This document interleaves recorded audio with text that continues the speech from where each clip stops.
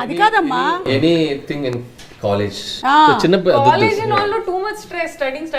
Medical college, no fun. No it's a flashback. scam. పోనీ anything in industry Industry kuda same. It's a scam. School was the only time when you would think about all of these things. After that, there is okay, you have to get into a good college, okay, you have to get good grades, then you have to think about further studies, and you have to think about what to do with your life. Alas, so it's Anil express చూసావా మాకు నేను నమ్మాలా blank expression ఎవరు చెప్తున్నారు నా expression ఏంటో తెలుసా, ఇలాగే చాలా మంది హీరోయిన్స్ ఇలాగే మాట్లాడి కరెక్ట్ గా నెలలో పెళ్లి చేసుకున్న వాళ్ళు ఉన్నారు. అందుకని నేనెవరితో చెప్పుకోవాలి. ఎనీవే నేనేం మాట్లాడలేదు.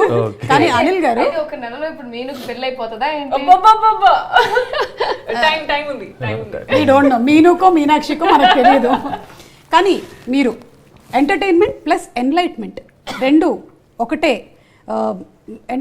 సినిమాలో మాకు అందించేశారు. అంటే గురువుల్ని మనం ఎలా గౌరవించాలి, దానితో పాటుగా ఎంటర్టైన్మెంట్, దట్ వాస్ బ్యూటిఫుల్. అంటే ఇంత నవ్విస్తూ అలాగే గురువులకు ఇవ్వాల్సినటువంటి మర్యాద ఎలాంటిది అనేది కూడా చక్కగా చూపించారు.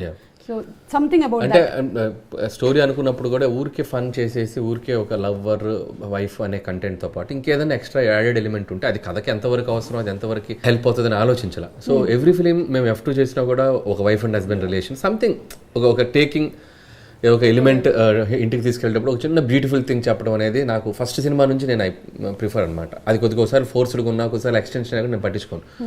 కొద్దిగా టైం స్పేస్ తీసుకునైనా చెప్పడానికి ట్రై చేస్తాం. సో దీంట్లో ఏంటంటే మెర్జ్ అయిపోయింది మాకు. ఫస్ట్ హాఫ్లో మాస్టర్ కలవటం వెంకటేష్ గారు, అది చాలా బాగా టచింగ్ అనిపించింది. మళ్ళీ దాన్నే క్లైమాక్స్కి లింక్ చేసి, అంటే గర్ల్ ఫ్రెండ్ కోసం కాదు వచ్చింది ఆపరేషన్కి, తన మాస్టర్ కోసం వచ్చారని చెప్పడం కూడా అది బాగా కనెక్ట్ అయింది. అండ్ స్కూల్ మాస్టర్ గురించి చెప్పడం, ప్రతి వాళ్ళు కూడా గెట్ టుగెదరే కాదు, మనకి చదువు చెప్పిన మాస్టర్ ఒకసారి కుదిరితే వాళ్ళ ఇంటికి వెళ్ళి భోజనం చేసి వద్దాం, ఏమో ఆ మాస్టర్ ఇంట్లో ఏదైనా సమస్య ఉంటే పాప ఆయన మనకు చెప్పుకోలేరు కదా అనేది ఒక కంటెంట్ చాలా బాగా సెన్సిబుల్గా అనిపించింది. సో చూసిన వాళ్ళు